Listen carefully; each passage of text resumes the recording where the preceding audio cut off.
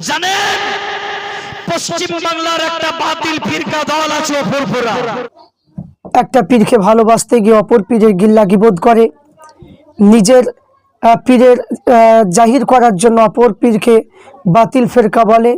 এই সমস্ত আলেম দেখে বলবো যে তোমার নিজের পীরের আকিদাটা কেমন, তুমি নিজেই তোমার পীরের আকিদার কিতাবগুলো পড়ো, তাহলে বুঝতে পারবে। নিজের নিজের চরিত্র আগে ভালো করতে হবে, তবে পরের চরিত্র দেখতে যাবেন।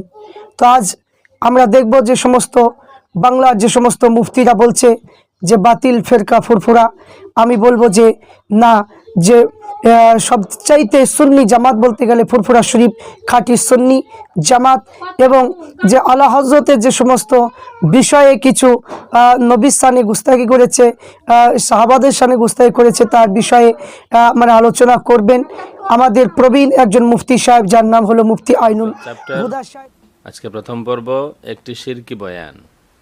আসুন আমরা দেখি কিতাব মুলফুজাত আলা হজরত, এটা মাকতাবাতুল মদিনা দাওয়াত ইসলামী থেকে প্রিন্ট হয়েছে। हिस्सा अव्वल पेज 178। क्या गौस हर ज़माने में होता है? अर्ज़, गौस हर ज़माना में होता है। आला हज़रत इरशाद हलो बग़ैर गौस के ज़मीन व आसमान कायम नहीं रह सकते।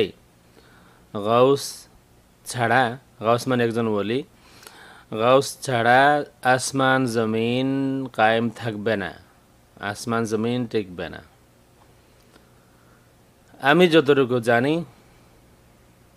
যতটুকু জানি এটা আকীদার বিষয়, এবং এটা স্পষ্ট আল্লাহ রাব্বুল আলামিনের কুদরতের সাথে শিরকি কথাবার্তা। এটা কোনো মুমিন মুসলমানের আকীদা নয়। আমার যতটুকু জানা এইসব ভণ্ডদের আকীদা, গুমরাদের আকীদা হতে পারে। এটা কোনো সুন্নির আকীদা তো নয়, কোনো মুমিন মুসলমানের আকীদা এটা নয়। তা কোরআন শরীফে স্পষ্ট আসমান জমিন আল্লাহ রাব্বুল আলামিন ধরে রেখেছেন।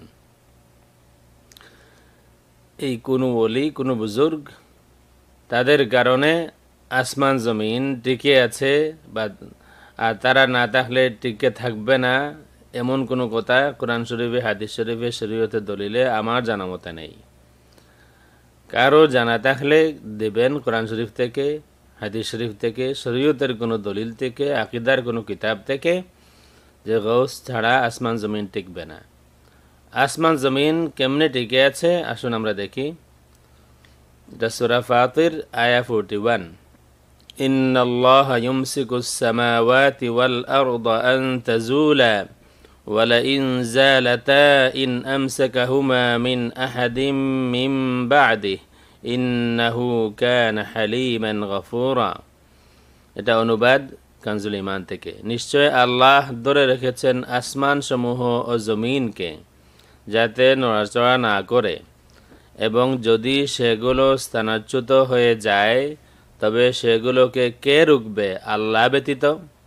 নিশ্চয় তিনি সহনশীল, ক্ষমাপরায়ণ। এ হচ্ছে স্পষ্ট কথা ইমানদারদের জন্যে, মুসলমানদের জন্যে। কোরআন শরীফে স্পষ্ট কথা, আসমান জমিন টিকে আছে আল্লাহ রাব্বুল আলামিনের কুদরতে। আল্লাহ রাব্বুল আলামিন ধরে রেখেছেন। আল্লাহ রাব্বুল আলামিন ছাড়া আর কেউ রুখতে পারবে না আসমান জমিনকে স্থানচ্যুতি হওয়া থেকে।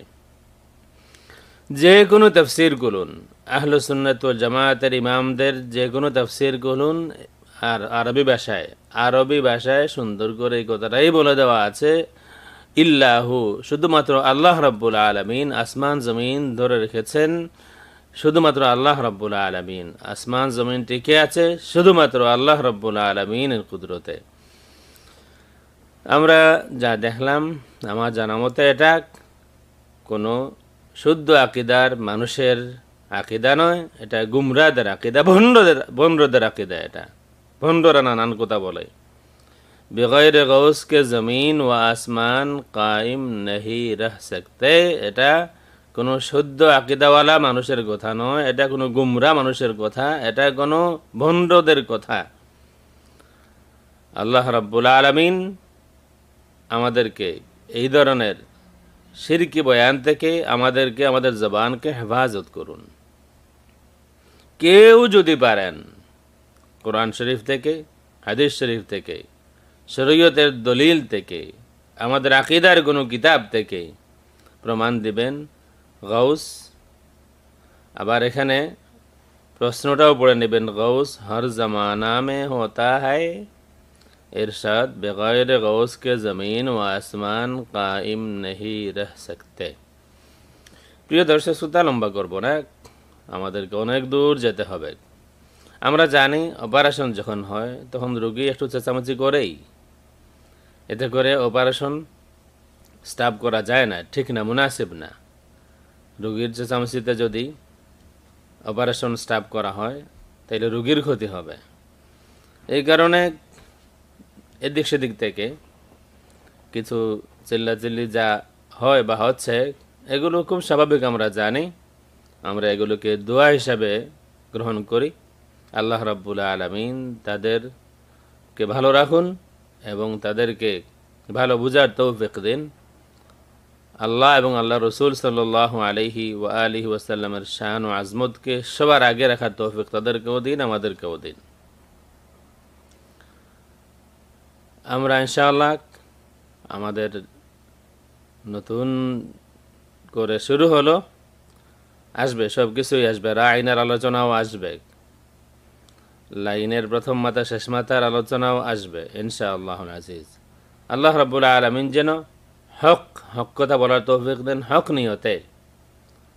নিয়তে খালিস হক কথা বলার তৌফিক যেন দেন। জবানকে যেন আল্লাহ রাব্বুল আলামিন হেফাজত রাখেন, যাতে করে জেনে শুনে অন্যায়ভাবে কাউকে কোনো ধরনের বিতর্কিত করার অথবা কোনোভাবে ওনার শানে আঘাত করার থেকে আমাদের জবানটাকে হেফাজত করো, আমরা যেন জবানটাকে হেফাজত করতে পারি, এই বিষয়টা আমরা সকলেই খেয়াল রাখবো। আল্লাহ রাব্বুল আলামিন আমাকেও তৌফিক দেন, যেই কথা বলবো হক কথা বলবো, যেই কথাটা বলবো হক কথা বলবো, খালিস নিয়তে বলবো, আল্লাহ এবং আল্লাহ রসুল সাল্লাল্লাহু আলাইহি ওয়া আলিহি ওয়াসাল্লামকে সন্তুষ্ট করার জন্য।